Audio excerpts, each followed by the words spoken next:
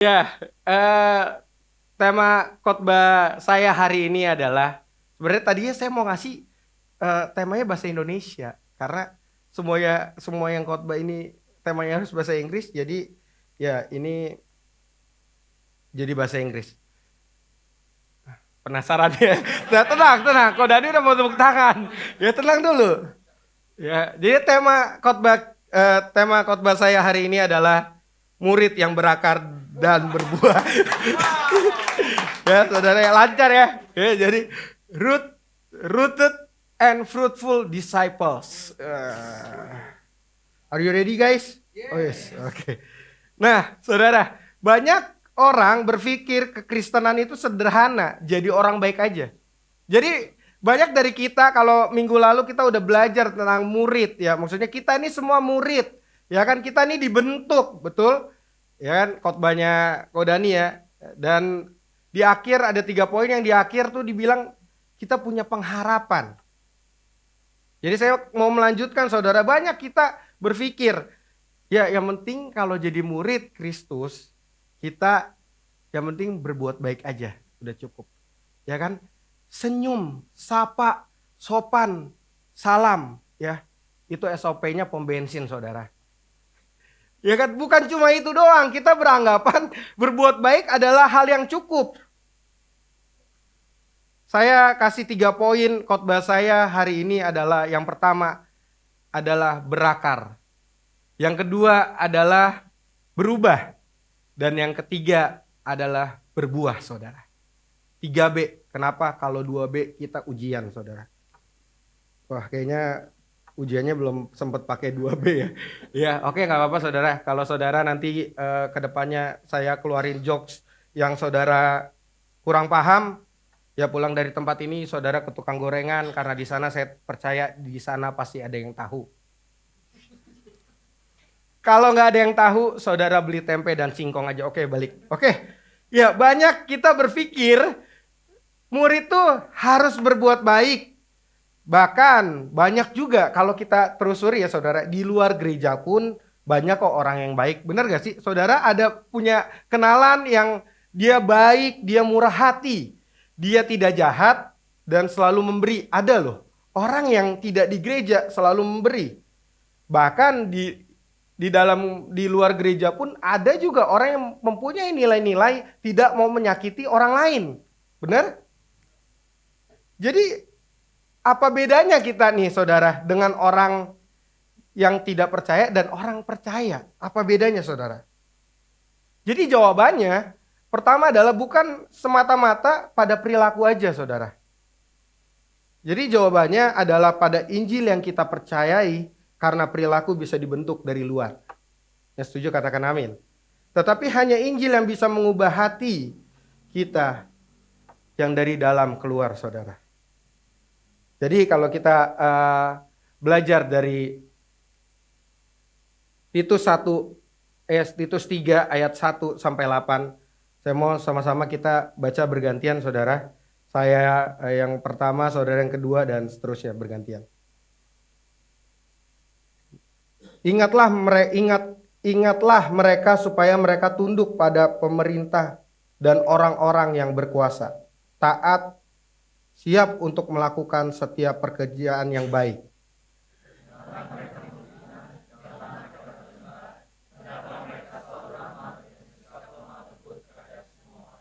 Karena dahulu kita juga hidup dalam kejahilan, tidak taat, sesat, menjadi hamba berbagai-bagai nafsu dan keinginan. Hidup dalam kejahatan dan kedengkian, keji, saling membenci.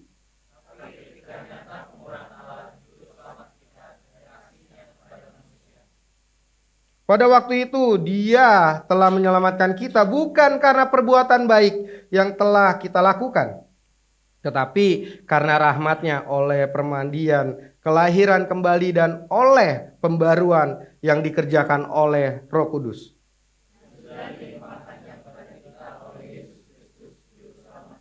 Supaya apa? Supaya kita sebagai orang yang dibenarkan oleh kasih karunia berhak menerima hidup yang kekal sesuai dengan pengharapan kita.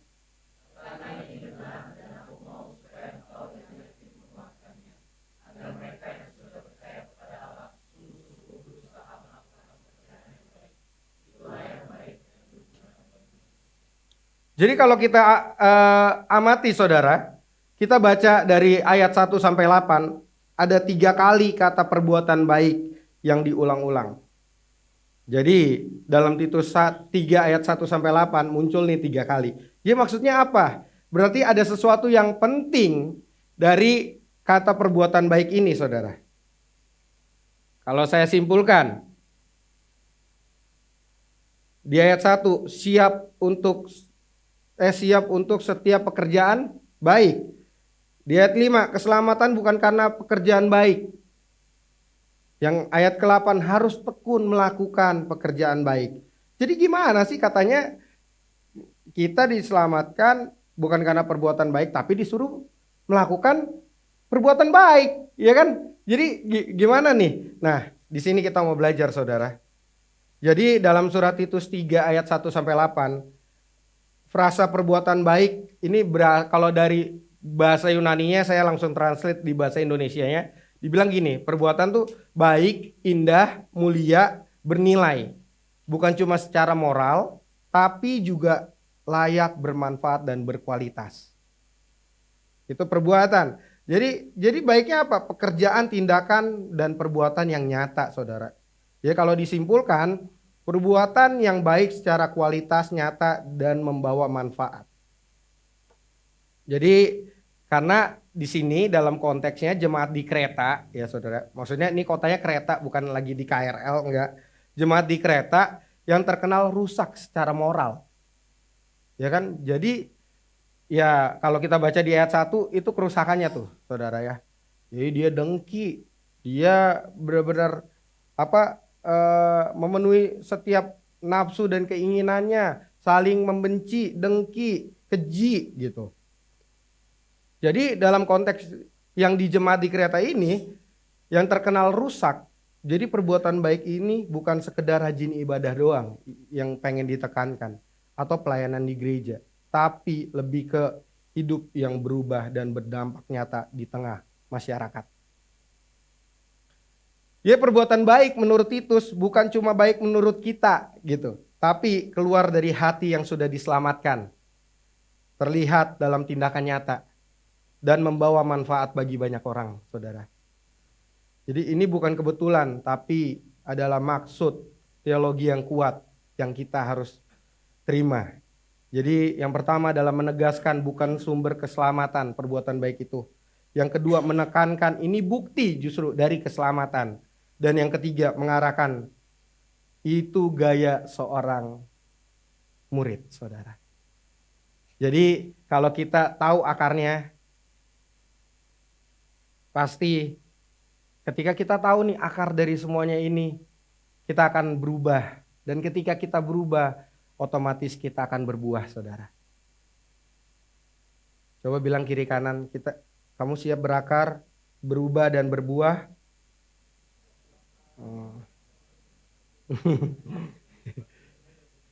Oke, jadi saudara, kalau kita bayangin yang namanya akar ya, kalau kita bayangkan sebuah pohon, kalau akarnya dangkal, berarti ya gampang tumbang. Bener gak sih saudara?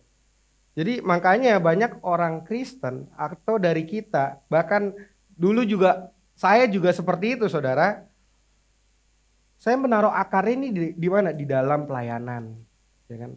Akar kekristenan saya di dalam perbuatan baik.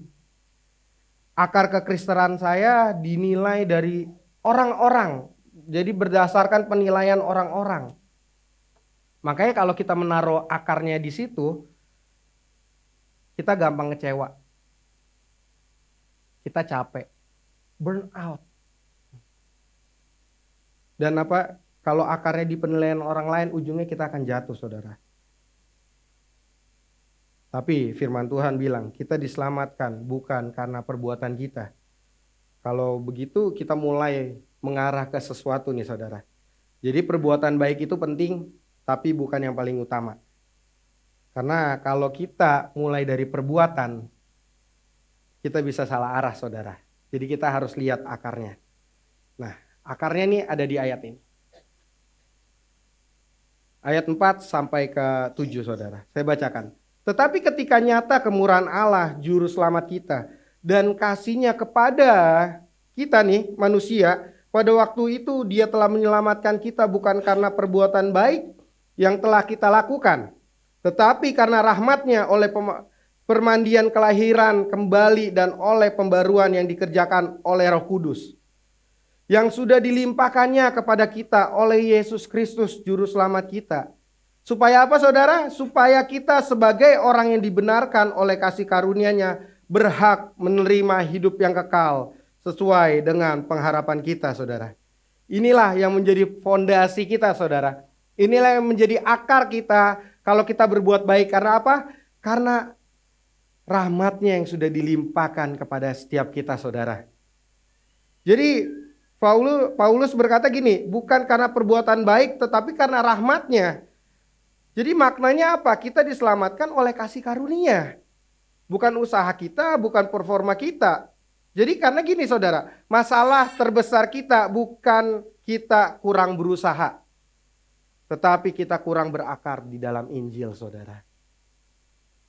Kita kurang semakin dalam berakar di dalam Injil itu sendiri saudara.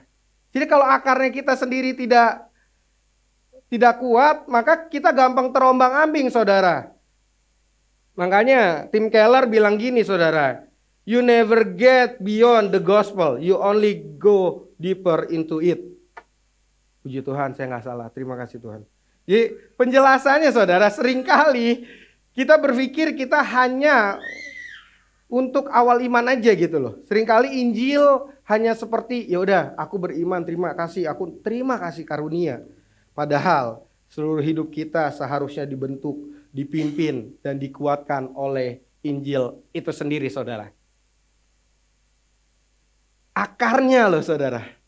Nah kalau kita udah tahu akarnya, berakar, otomatis saudara kita akan berubah. Betul saudara? Kalau ulat jadi kupu-kupu bukan diperbaiki, bukan diubah. Bukan diperbaiki, bukan dimodifikasi gitu. Ya kan, bukan kayak saya nih potong rambut terus ya dimodifikasi gitu. Saya pengennya French crop gitu. Padahal rambut saya tipis. Biar orang-orang manggil saya Pak Yokses. Nah, enggak saudara. Ya, jokes bapak-bapak. Enggak apa-apa, saya lebih baik ada orangnya tapi enggak ada yang ketawa, enggak apa-apa. Daripada ada yang ketawa enggak ada orangnya. Wah, ngeri ya enggak? Iya kan? Jadi oke. Ya kan? Jadi banyak orang seringkali yang mau kelihatan rohani, tapi tidak mau berubah. Ada nggak? Saudara pernah nggak ketemuin orang-orang kayaknya kelihatannya rohani terus, tapi nggak mau berubah, langsung maunya berbuah. Lah kalau kita langsung mau berbuah, pertanyaannya buah apa yang kita hasilkan? Benar nggak sih saudara? Kalau yang namanya akarnya mangga, pohon mangga, ya kan nggak mungkin dia berbuahnya pohon jeruk, benar gak sih? Jadi kalau kita mau langsung lompat, oke, udahlah nggak penting lah akarnya, terus berubahnya, yang penting buahnya orang Kristen itu. Jadi sama aja gini, Injil tidak cuma memperbaiki, Injil itu pasti mengubahkan saudara. Kalau dulu, nih saya dulu gampang marah, sekarang mungkin belajar sabar. Dulu egois, mungkin sekarang mulai peduli sama orang lain. Jadi saya liburan sama papa mertua ya, dari awal sabar ya. Wah biar kelihatan sabar lah, ngedidik anak gak marahin ya. Sampai sekarang lebih banyak marahinnya di depan papa mertua daripada di rumah. Ya karena saya cuma mau modifikasi aja biar kelihatan, ya udah biar jadi papa yang sabar gitu ya. Oh ternyata gak bisa saudara. Mungkin dulu kita hidup sembarangan. Sekarang kita mulai tahu akarnya. Kenapa kita sembarangan? Mungkin dulu kita penuh egois. Kita tahu, oh akarnya ternyata hati nih. Karena kenapa di sini dibilang bukan cuma perilaku saja, tapi ada hati. Karena kalau perilaku cuma modifikasi aja, saudara.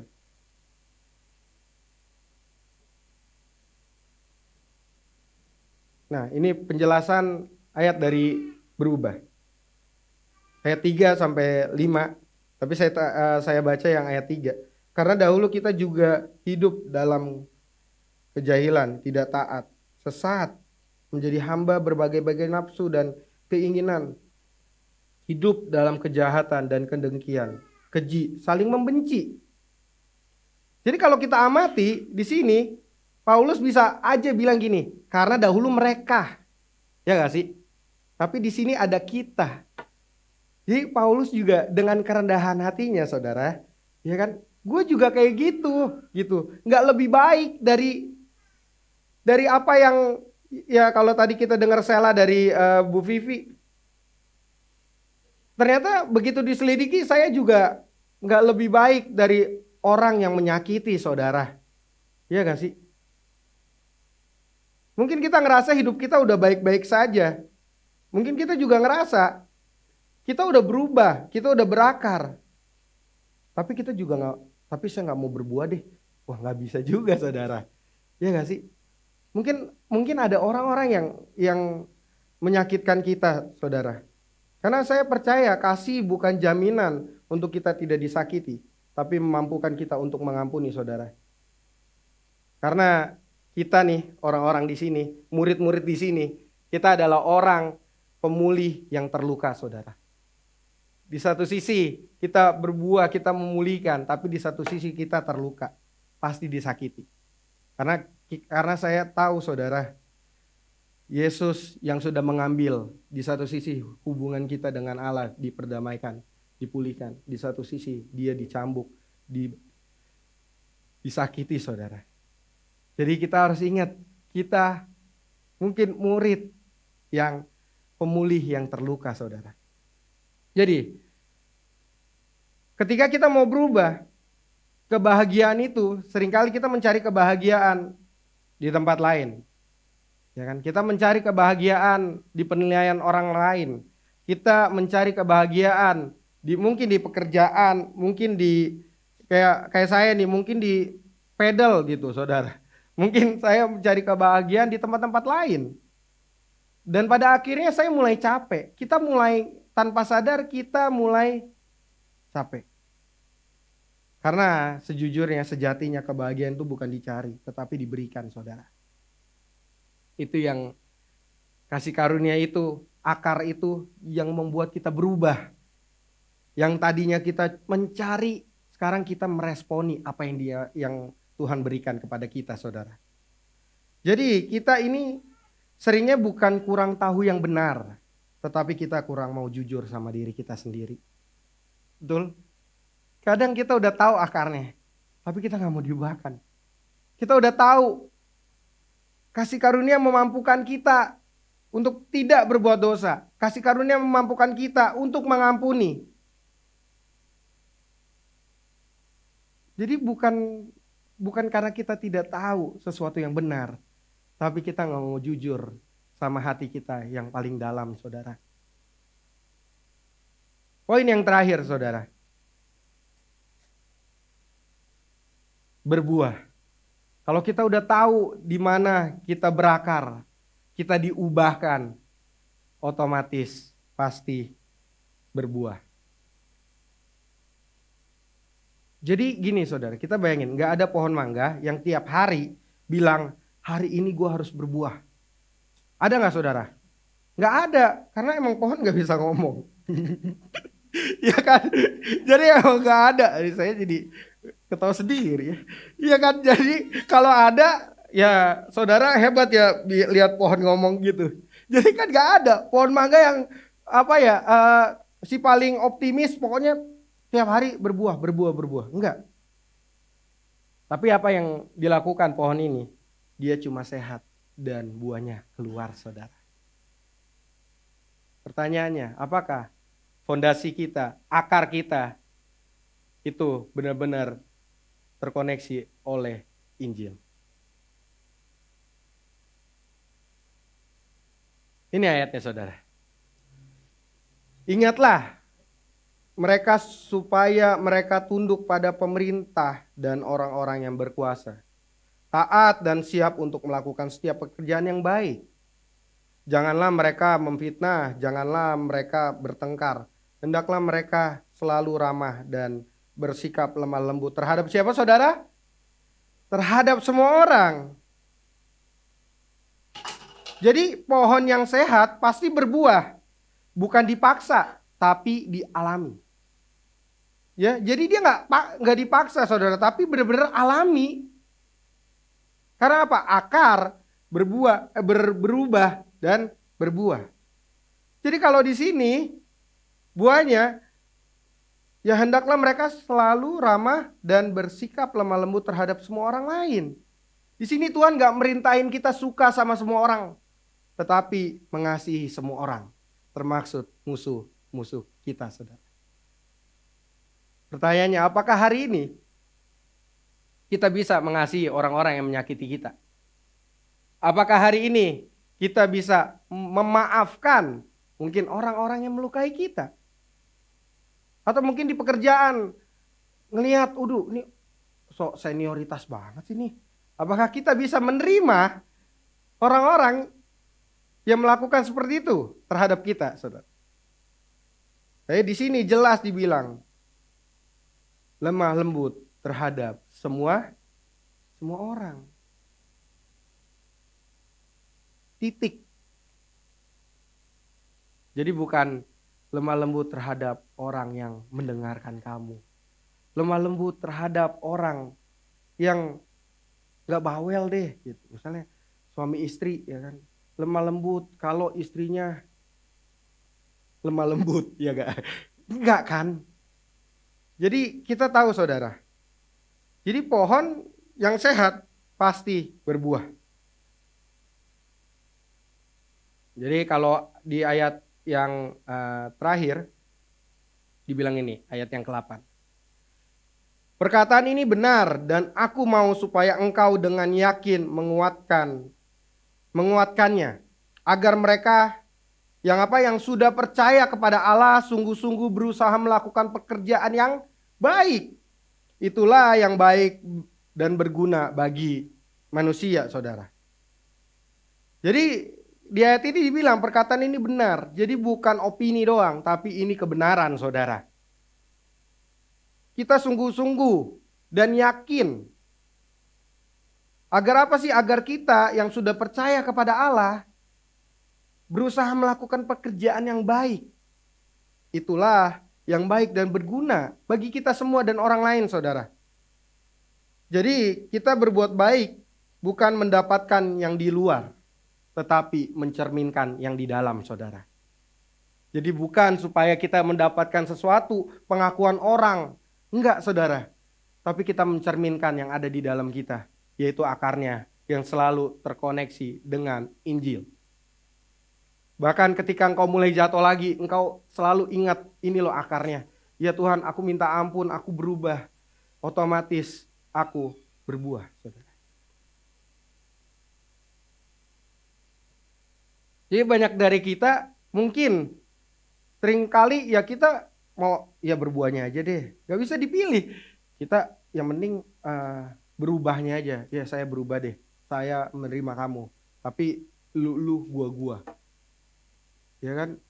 Biar enak udah deh. Lu aja, lu gua udah deh. Tapi nggak mau berbuahnya.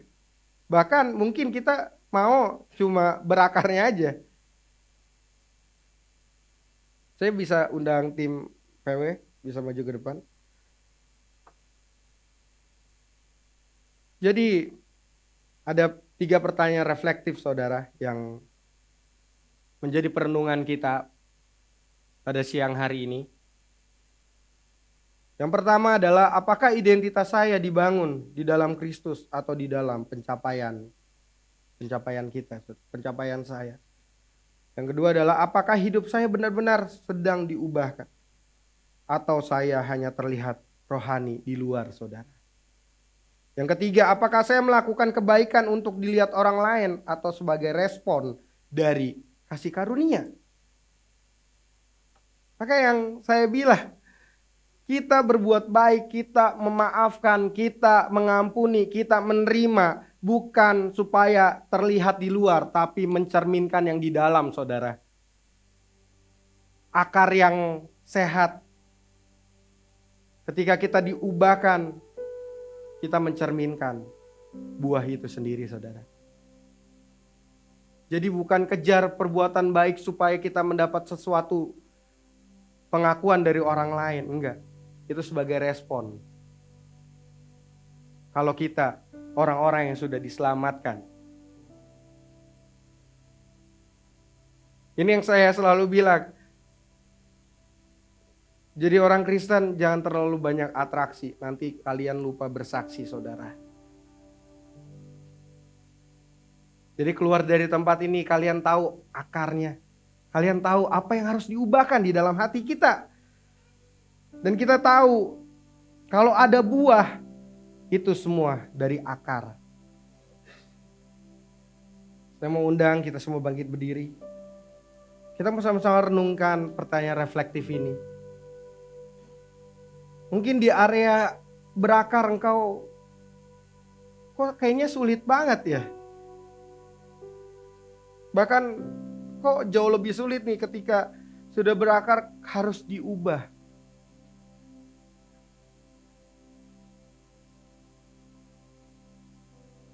Tapi ketika engkau mempunyai hati yang mau diubah, ada buah yang bisa terlihat nyata di dalam kehidupan kita, di dalam pekerjaanmu, di dalam relasi keluarga, di dalam relasi anak kepada bapak, di dalam hubungan suami istri, bahkan di dalam kuliahmu. Orang bisa melihat